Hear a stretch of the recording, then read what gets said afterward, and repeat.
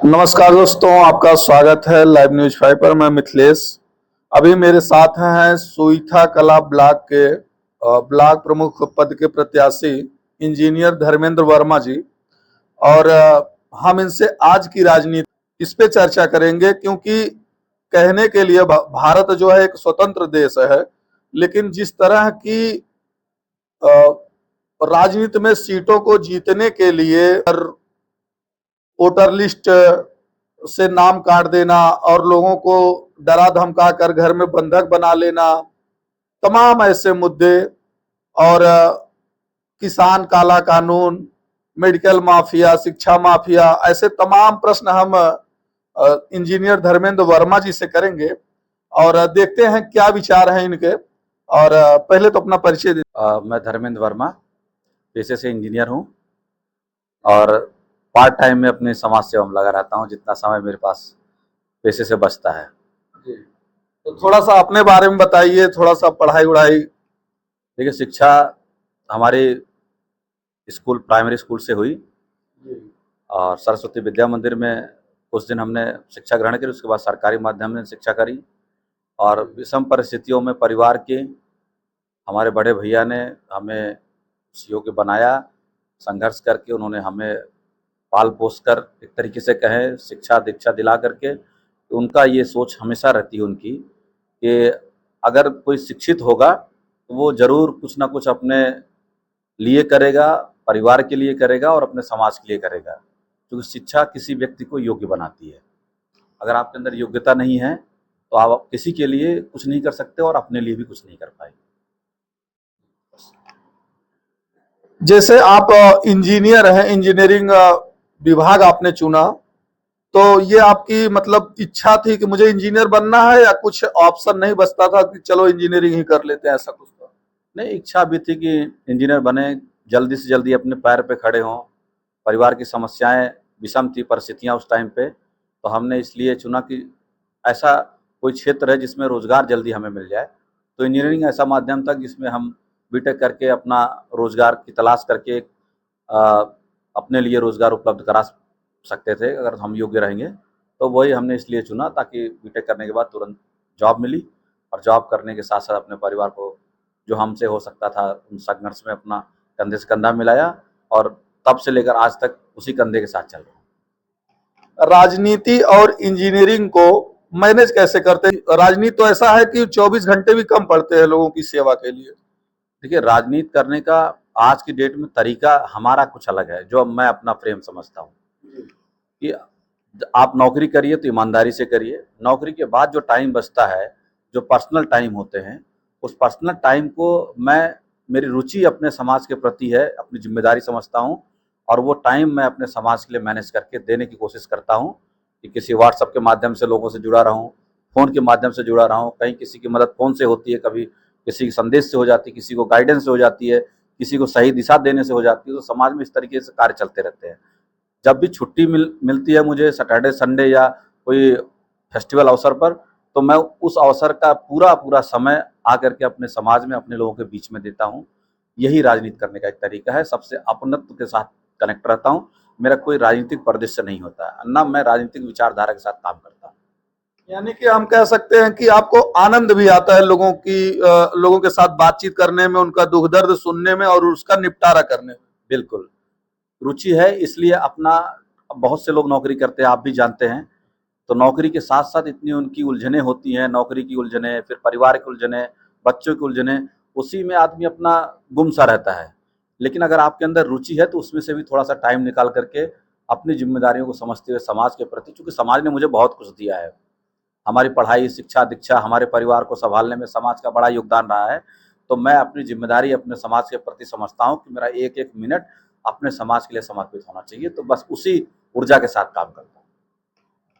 आपका भाव जो है, समाज ने आपको मदद किया, आर्थिक मदद किया, सामाजिक मदद किया और मानसिक मदद किया, तो इसके लिए आपको कुछ ना कुछ अपने समाज को देना है। जी, ये भाव रहता है। यही भाव रहता है ना कि मुझे अगर समाज ने कुछ दिया तो मैंने अगर समाज को नहीं कुछ दिया तो फिर मैं अपनी ही नज़र में अपने आप में रहूँगा कि मुझे तो समाज ने कुछ दिया किसी भावना के साथ में, और मैं समाज को कुछ पे बैक ना दे पाऊँ, तो फिर होगा ना कि मैं एक स्वार्थी तरीके से जीवन यापन किया और आगे चल करके कोई चार कंधे पे चला जाएगा, उससे क्या फायदा होगा।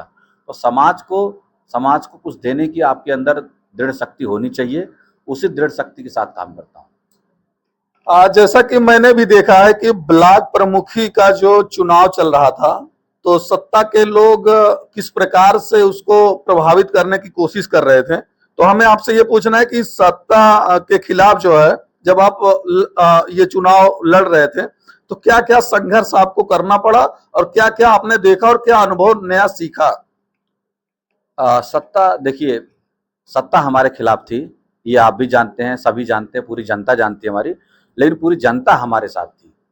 हमारी जनता ने हमें प्यार स्नेह दिया, हमें प्रचार करने में बाधा आ रही थी, फिर भी उस बाधा में भी जनता हमारे साथ दिल से जुड़ी रही। और जो लोग हमारे साथ थे वो दिल से जुड़े रहे, हमारे साथ स्वेच्छा से लोग आए। और आपने देखा होगा कि हजारों की संख्या में उस उम्मीद के साथ हमारे साथ जुड़े हुए थे कि भैया जी कुछ अगर होंगे तो हमारे लिए कुछ करेंगे। क्योंकि हम लोगों का व्यवहार जानते हैं लोग, समाज के लोग देखते हैं, हम लोगों के साथ सुख दुख में खड़े रहते हैं, कोशिश करते हैं कि फायदा नुकसान ना देख करके अपनों की मदद करते रहें। इसलिए उनको हमें उम्मीदें दिखती हैं कि अगर हम लोग कुछ ताकतवर बनेंगे, कोई हमारे पास पद प्रतिष्ठा आएगी, तो उसका सीधा फायदा हमारे समाज को होगा, हमारी जनता को होगा। तो इसलिए लोग हमारे साथ जुड़े। क्या वोटों की गिनती के दौरान सत्ता के दबाव में प्रशासन के लोगों ने निष्पक्ष परिणाम को एक पक्षी बना दिया था? ये तो निश्चित है, आपने देखा ही है, चैनल्स पे चले, न्यूज़ पे चले, ये तो आंखों देखी चीजें हैं कि कैसे सत्ता के प्रभाव में लोगों ने किया। तो मैं तो अधिकारियों को ये सिर्फ यही मानता हूँ कि जिसकी सत्ता होगी उनको ये मानना है, चूंकि उनका भी घर परिवार है, वो लोग भी विवश रहते हैं, किसी के दबाव में रहते हैं, तो नेचुरल चीजें हैं वो लोग कर लेते हैं। लेकिन उन्हें भी पता था कि चुनाव का परिणाम क्या है और चुनाव कौन जीता था। ये सब लोग पीछे भी हमसे ऑफ द कैमरा भी लोगों ने बोला कि हम सर क्या कर सकते हैं, हमारी मजबूरी है, हम बंधे हुए हैं। तो हमने भी मतलब ठीक समझा कि चलो ठीक है, कोई बात नहीं, संघर्ष को यहीं विराम देते हैं, अगले पड़ाव पे चलते हैं, क्योंकि जनता हमारे साथ है और जनता हमारे साथ हमेशा बनी हुई है। हम जनता के साथ बने हुए हैं और पद रहे ना रहे, लेकिन हम जनता के साथ हम अपनी जिम्मेदारी के साथ जुड़े रहेंगे। यानी आपके कहने का मतलब है कि अधिकारी जो थे वो भी निराश थे कि इस सत्ता के ऊपर से इतना प्रेशर उनको किया जा रहा है कि नौकरी तक खतरे में थी उनकी। हाँ बिल्कुल, वो ये सब चीजें होती हैं और सत्ता के सामने हर एक आदमी झुक जाता है, क्योंकि सत्ता सर्वश्रेष्ठ है। जो सत्ता कहेगी कर्मचारी को वही करना पड़ेगा, हमको आपको भी करना पड़ेगा वही, क्योंकि हम आप विवश हैं। लेकिन न्याय जो दिखता है वो सबकी आंखों में दिखता है कि न्याय और अन्याय क्या है। तो वो सबकी भावनाएं हमारे साथ जुड़ी थी, हम उसी भावना के साथ फिर हम वापस लौट गए। जी, 2014 के पहले जो है और 2014 के बाद जब से नरेंद्र मोदी जी प्रधानमंत्री बने हैं, तब से मीडिया के स्तर में गिरावट जो आई है। तमाम ऐसे चैनल है जो अपने आप को देश का नंबर 1 चैनल बताते हैं और विश्व रैंकिंग में करीब 150 के आसपास उनकी गिनती होती है। तो इसके बारे में आपके क्या विचार हैं? देखिए, आज की डेट में मीडिया निष्प्रभावी हो गया है और मीडिया ने अपना पूरा क्रेडिबिलिटी जो है, अपनी क्रेडिबिलिटी जो उनके पीढ़ी दर पीढ़ी लोगों ने क्रेडिबिलिटी कमाई थी, मीडिया के लोगों ने, चैनल्स ने इतना बड़ा चैनल खड़ा किया था, वो सब पैसा और सत्ता के सामने धराशायी हो गया है। ठीक है, तो हम आज की डेट में सोशल मीडिया का ज़माना है, सोशल मीडिया इतना प्रभावी है, इतने चैनल्स आए हुए हैं, आज की डेट में जनता की आवाज़ दब नहीं रही है और ना कोई अब दबा पाएगा जनता की आवाज़, चूँकि सोशल मीडिया का ज़माना है, उसको कोई बैन नहीं कर सकता है। सबके अंदर स्वतंत्रता है, संविधान ने हमें अधिकार दिया हुआ है, हम उसी अधिकार के साथ हर व्यक्ति अपनी बात रखता है, जन जन तक पहुँचा रहा है अपनी बात। तो मीडिया आज की डेट में तो लोगों ने टीवी देखना भी बंद कर दिया है, क्योंकि लोगों को पता है कि टीवी पे झूठ परोसा जाएगा। तो झूठ अपने पीढ़ी दर पीढ़ी किसी अपने छोटे बड़ों को सिखाइएगा तो उससे क्या मिलेगा, हमको आपको नहीं मिलेगा। तो इसलिए लोगों ने चैनल आज की डेट में बंद कर दिया। देखते हैं सोशल मीडिया के बहुत सारे प्लेटफॉर्म हैं जिनकी टीआरपी इस मुख्य मीडिया के टीआरपी से ज़्यादा टीआरपी है। ये यही कारण है कि पीढ़ी समाज समझ गया है कि हमको हमारा हित कहाँ है और हमको बरगला कौन रहा, तो बरगलाते हैं लोग चैनल पे बैठ करके। अच्छा, मैंने ये देखा कि लोकसभा चुनाव के दौरान कोई एक कैंडिडेट थे जिन्होंने कहा कि अगर गिनती में हेर फेर किया तो या तो डीएम जिंदा रहेंगे या तो मैं जिंदा रहूंगा। तो क्या यही एक कारण था कि थोड़ा सा प्रशासन ढीला हुआ और 37 सीटें करीब जो है सपा की आई उत्तर प्रदेश में लोकसभा में? नहीं, मैं बयान को बहुत ज़्यादा कुछ नहीं वो मानता हूँ। जनता खुद से चुनाव लड़ रही थी, जनता अपना अधिकार पाने के लिए चुनाव लड़ रही थी, इसलिए जनता हर जिले मुख्यालय पे मौजूद थी, अपने चुनाव का परिणाम अपने आंखों के सामने देखना चाहती थी। तो जनता ने ये चुनाव जीता है, जनता एकजुट है, पीडीए समाज एकजुट है और अपना अधिकार लेकर रहेंगे। अच्छा, ये जो जजों की नियुक्ति होती है कॉलेजियम सिस्टम से, जिसमें कहा जाता है कि फॉरवर्ड को ही लोग जो है प्राथमिकता देते हैं, तो इसके बारे में आप क्या कहेंगे? मैं तो सिर्फ एक ही चीज जानता हूं कि अगर संविधान ने कोई अधिकार सुनिश्चित किए हैं पीडीए परिवार के लिए, तो संविधान के हिसाब से हर जगह पे नियुक्तियां होनी चाहिए, कोई भी सिस्टम एडॉप्ट हो रहा हो। अगर उसके हिसाब से नहीं हो रही तो समाज में किसकी भागीदारी कैसे सुनिश्चित होगी? समाज में भागीदारी तभी सुनिश्चित होगी जब संविधान का पालन होगा। और हम सबसे अपील करेंगे, पूरे समाज से, पीडीए समाज से अपील करेंगे, संविधान का पालन अगर नहीं कोई भी करता है, उस सरकार को सबक सिखाना है, बस इतना ध्यान रखना है। अपना हक अधिकार छीनने का प्रयास करिए और करते रहिए, तभी सफलता मिलेगी, नहीं तो नहीं मिलनी है। क्या इस समय डबल इंजन की जो सरकार है वो सिविल कोर्ट, हाई कोर्ट और सुप्रीम कोर्ट के निर्णयों के ऊपर अपना प्रभाव दिखा पा रही है? मैं कोर्ट पे कोई टिप्पणी नहीं करना चाहता, क्योंकि कोर्ट हमारे लिए सर्वोपरि है। उनके जो भी निर्णय आते हैं हम लोग नहीं, ये बीच बीच में जो आ जाता है कि जज लोग जब रिटायर हो रहे हैं तो उनको राज्यपाल बना दिया जा रहा है या तमाम ऐसे पद मिल जा रहे हैं, जैसे राम मंदिर का जो जिन्होंने निर्णय दिया, तमाम ऐसे अफवाहें या व्हाट्सएप जो भी है उसके बारे में।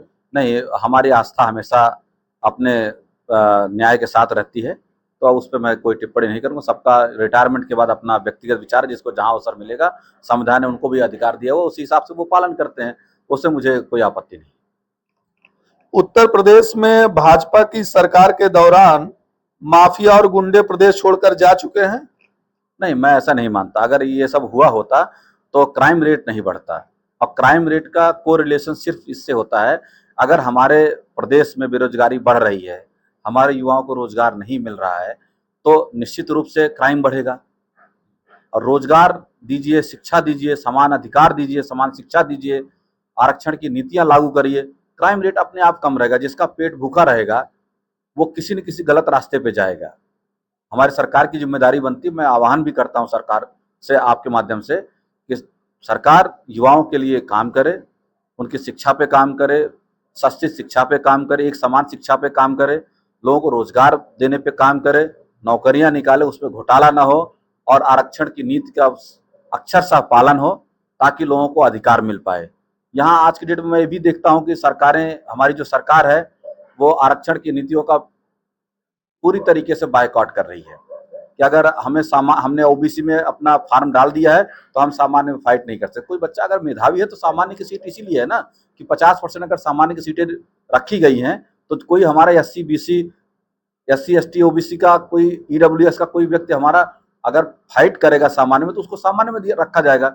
नहीं तो अगर हमारी सामान्य आबादी हमारे प्रदेश की 18-20% है और आरक्षण 50% लागू हो जाएगा, तो फिर तो ये भी गलत है ना। इसका मतलब संविधान का पालन नहीं हो रहा है। तो ये विषय हमेशा रहता, किसी भी सरकार, कोई भी सरकार हो, हर सरकार को ये सुनिश्चित करना है कि अपने प्रदेश के निवासियों को, अपने प्रदेश के युवाओं को उनकी शक्ति का सदुपयोग हो, उनको अवसर मिले, ये सुनिश्चित करना सरकार का काम है। मेडिकल माफिया के बारे में आप क्या कहेंगे, जिससे दवाएं जो आजकल बाजार में उपलब्ध हैं, जो काफी विदेशों में बैन हैं लेकिन फिर भी इंडिया में चलती हैं, तो इनके बारे में आप बताइए। दवाओं में सरकार को इंटरप्शन करना पड़ेगा। सरकार अगर उस पर अपना हाथ टाइट नहीं रखेगी, लोगों के ऊपर कानूनन कार्रवाई नहीं करेगी, तो ये ड्रग माफिया ऐसे चलते रहेंगे।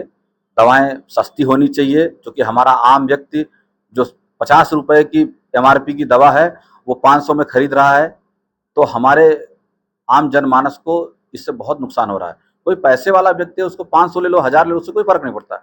लेकिन जो सुविधाएं बनी हैं, जो संविधान में धाराएं बनी हैं, जो संविधान में पालन करने के लिए कानून बने हैं, वो इसीलिए बने हैं कि हर एक आदमी, हर एक अपने संख्या अपने हर एक जन को उसको जो सुविधाएं मिले वो प्रॉपर मिल पाए, कोई उसमें हेरा फेरी नहीं हो। एक होता है मुनाफा कि चलो ठीक है, आप कोई धंधा खोल के बैठे हैं तो उसमें 10%, 5%, 15% जो भी स्लैब फिक्स होते हैं, उसके अलावा तो ईमानदारी से बेचिए ना।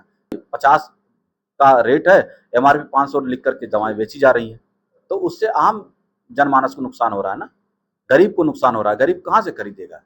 मैं तो कहता हूँ कि जो हमारी आज की डेट में कैंसर की दवाएं हैं, किडनी की दवाएं हैं, लीवर की दवाएं, सब सस्ती होनी चाहिए। लीवर की दवा लेनी चाहिए तो आप 10,000 की एक हफ्ते की दवा मिल जाएगी, और उसका रेट बाहर और अंदर कहीं देखिएगा तो कहीं 2200 में मिल रही है, तो कहीं 3000 में, और कहीं अगर वो ऐसे देखेगा तो 500 में मिल रही है। तो भाई आम आदमी कैसे अफोर्ड कर पाएगा? और सरकार से मैं तो ये भी आह्वान करूंगा कि सरकार दवाएं मेडिकल कॉलेजेस में, जो मेडिकल हॉस्पिटल्स हैं, जिला अस्पताल, उनको मजबूत करे, वहां दवाएं फ्री करे। कोई डॉक्टर बाहर की दवा ना लिख पाए, वहां पे दवाएं मिले तो किसी का शोषण नहीं होगा। अगर शिक्षा और स्वास्थ्य आम जनमानस को सुरक्षित कर दिया जाए तो सबकी कमाई बढ़ जाएगी, सबकी आमदनी बढ़, सारा परिवार खुशहाल हो जाएगा। आज की डेट में समाज और परिवार जो है, गरीब परिवार इसी में तो परेशान है।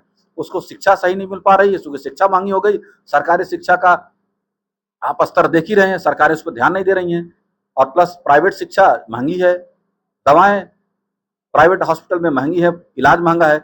सरकारी अस्पताल हैं, उनमें इलाज हमारे हमारे ही हमारे ही टैक्स के पैसे से लोगों को तनख्वाहें मिलती हैं, और अस्पताल बने हुए हैं उसमें, लेकिन धंधा हो रहा है कि दवाएं बाहर से लिखी जाती हैं। तो मैं सरकार से आह्वान करूंगा, सरकार वहां दवाएं फ्री करे तो 1/10 रुपए के खर्चे में हमारे आम जनमानस को दवाएं उपलब्ध हो जाएंगी। तो सरकार को इस पर ध्यान देना चाहिए। और किसान काला कानून जो बनाया गया था, किसान काला कानून नाम दिया था फिलहाल उसको जनता ने, लेकिन 700 किसान मर गए, उसके बाद उसको वापसी की मंजूरी मिली राष्ट्रपति द्वारा।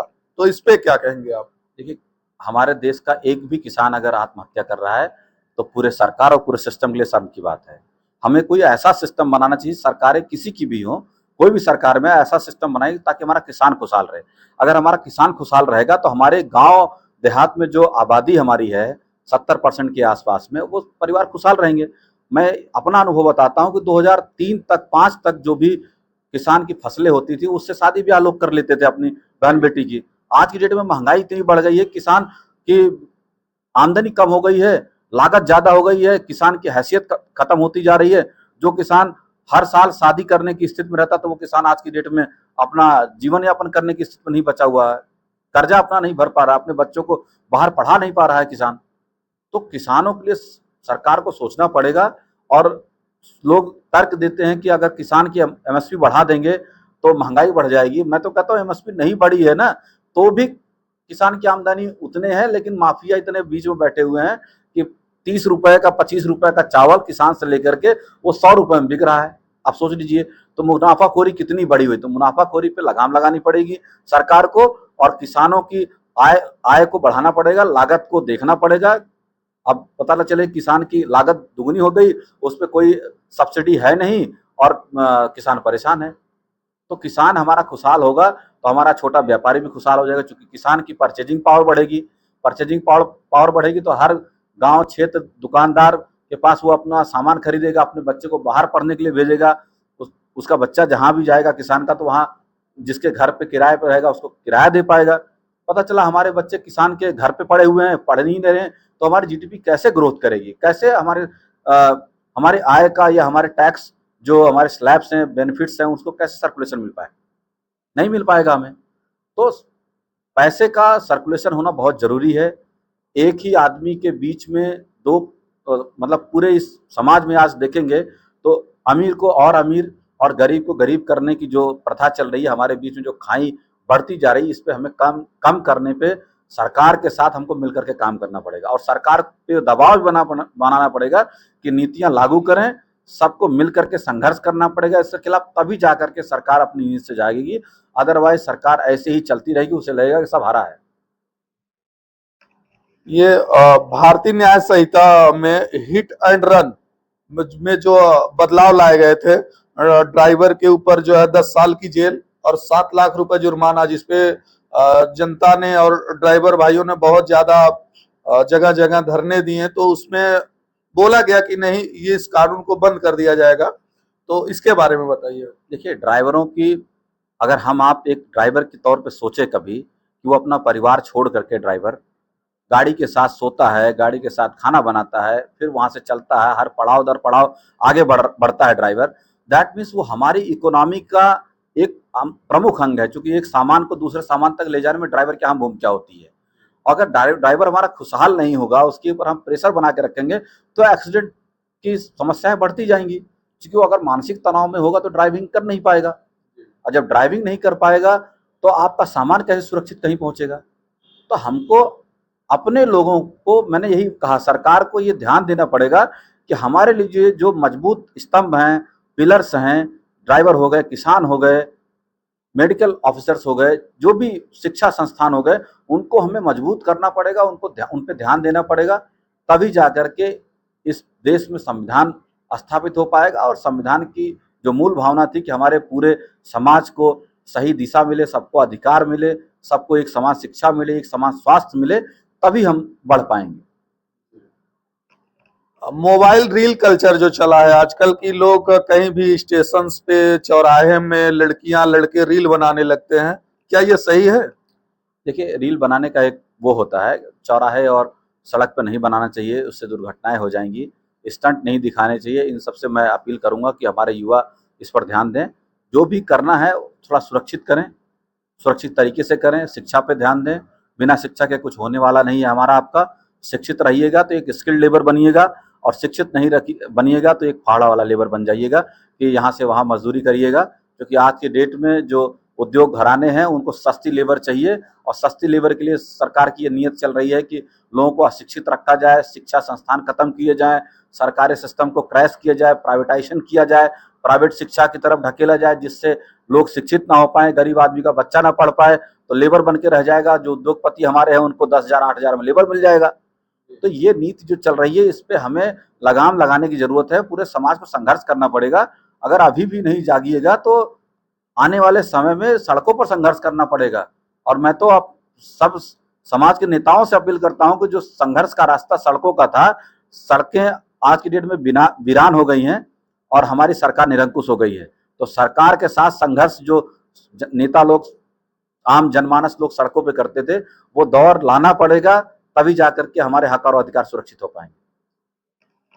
शादी, तलाक और गुजारा भत्ता और कोर्ट के लंबे प्रोसीजर से तंग आकर आत्महत्या को कबूल कर रहे पुरुषों के बारे में आपके क्या विचार हैं? जैसे अतुल सुभाष का केस था उदाहरण के स्वरूप।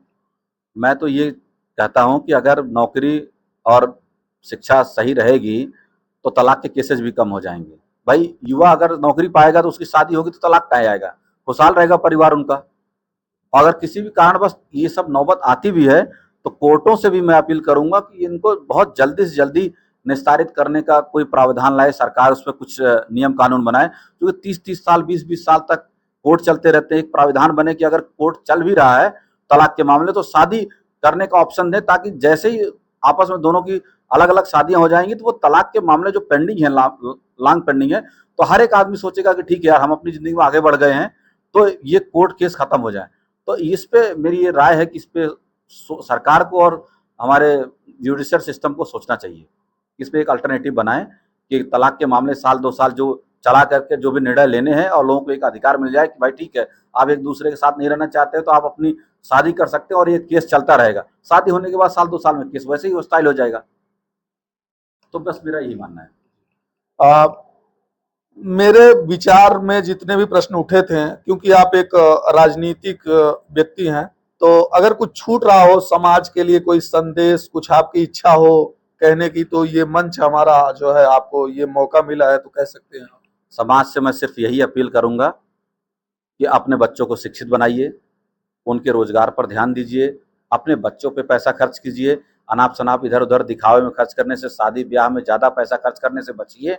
शादियाँ जितनी सिंपल होंगी, आपका परिवार उतना खुशहाल होगा। बच्चे की शिक्षा पे ध्यान दीजिए, उसकी आवश्यकताओं पे ध्यान दीजिए कि बच्चा कहीं जा रहा है पढ़ने के लिए, उसकी पढ़ाई पे कोई नुकसान ना होने पाए, कोई इफेक्ट ना आए। झूठी शान में मत रहिए कि हम 5,000 लोगों को खिलाएंगे, 10,000 लोगों को खिलाएंगे, इतना लाख रुपए खर्च करेंगे शादी में। इन सब से बचिए। जितना ज़्यादा से ज़्यादा समाज शिक्षित होगा, जागरूक होगा, उतना हमारा ये इस तरह का खर्चा कम होगा। और पढ़े लिखे लोगों से भी मैं अपील करूंगा कि दहेज ना लिया जाए, अपने गरीब परिवार में शादी कीजिए ताकि दो परिवार खुशहाल हों। एक गरीब की बेटी जाएगी एक नौकरी के पेशा के यहाँ, और वैसे ही मैं बिटिया लोगों से अपील करूंगा, उनके परिवार माँ बाप से, कि बिटिया अगर कहीं शिक्षित हो गई है तो एक ऐसे सामान्य परिवार में शादी कर लीजिए ताकि दोनों परिवार जो है हमारे सुरक्षित हो जाएं, और प्लस हमारे बच्चे जो आने वाली जनरेशन होगी उनको शिक्षा दीक्षा दे पाएंगे, सामर्थ्य बढ़ेगा, ये कहूँगा। दूसरा, हम चाहते हैं कि हमारे गांव देहात में, क्षेत्र में, आसपास पड़ोस में जो छोटे मोटे हमारे कन्फ्लिक्ट चलते हैं, मुकदमेबाजी होती है, इससे बचिए। इसमें भी हमारा बहुत पैसा इन्वेस्ट होता है, परिवार परेशान होता है, रोज तहसील के चक्कर लगाना है, कोर्ट के चक्कर लगाना, इन सबसे बचिए। आपस में समझौता कीजिए, सौहार्द से रहिए, भाईचारे से रहिए, अच्छा माहौल बनाइए गांव में, 10 लोग एक जगह बैठिए, खुशहाल रहिए। बस यही उम्मीद करता हूं सबसे, यही अपील भी करता हूं, विनती भी करता हूं सबसे कि सब आपस में कोई घृणा मत रखिए, एक दूसरे से खुशहाल जिंदगी बिताइए। और होली के अवसर पे हम लोगों ने कोशिश भी करी, एक कार्यक्रम भी कराया था एक सर्व समाज के लिए कि भाई सब लोग बैठिए एक जगह पे, दारू पीना छोड़िए। हमने एक छोटे इन सब चीज़ों से परहेज किया, लोग गायन का कार्यक्रम कराया, लोग वहाँ पे गायन किया, अच्छा एंजॉय किया, लोग घर चले गए। आगे और भी जयंतियाँ जो आती है उस पर भी लोगों से अपील करता हूँ कि जयंतियों में इस तरह के दारू और ये सब के कार्यक्रम ना करें, अपने शिक्षा दीक्षा पर ध्यान दें, खुशहाल रहें। बहुत बहुत धन्यवाद। जी, तो अभी आप लोग देख रहे थे, हमारे साथ थे इंजीनियर धर्मेंद्र वर्मा जी, और जो कि सुईथा कला ब्लॉक के पूर्व प्रत्याशी रहे हैं, और बहुत कड़ा संघर्ष किया था इन्होंने, हो गई थी, लेकिन सत्ता के दबाव में जो है इनको कुछ वोटों से हरा दिया गया, और जो हमें झेलना पड़ा, जो संघर्ष करना पड़ा, क्योंकि लोग हमारे साथ थे, तो एक हमें अंदर से जो है मजबूती मिली थी कि नहीं, हम जीत वाली ही खुशी मान के चल रहे हैं। और अधिकारियों के प्रति भी इनका बर्ताव जो है वो विचार जो है वो भी नम्र है कि चलो ठीक है, उनको भी रोजी रोटी का मसला था, निकाल दिया जाता नौकरी से, या उनको तमाम उत्पीड़न झेलने पड़ते सरकार के द्वारा। तो इसके साथ ही और मैं अपनी वाणी को विराम देता हूँ। बहुत बहुत धन्यवाद आप लोगों का। बहुत बहुत धन्यवाद।